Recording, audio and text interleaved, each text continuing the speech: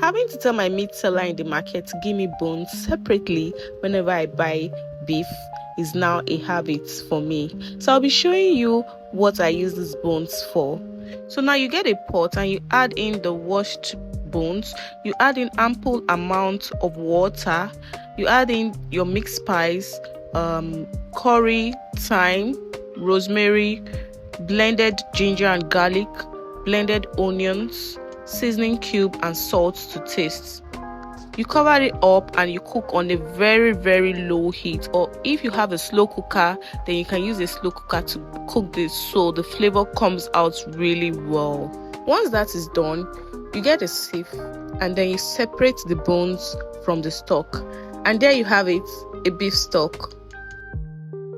You allow that to cool for a bit and then you transfer it into a container and then you store in the fridge or freezer. So now you have lots of beef stock stored in the fridge. So what can you use this for? You can use it to make fried rice, jollof rice, spaghetti.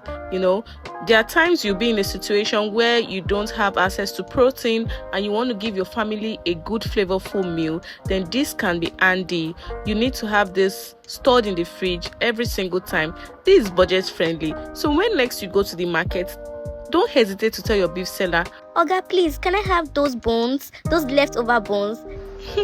So will you be trying this?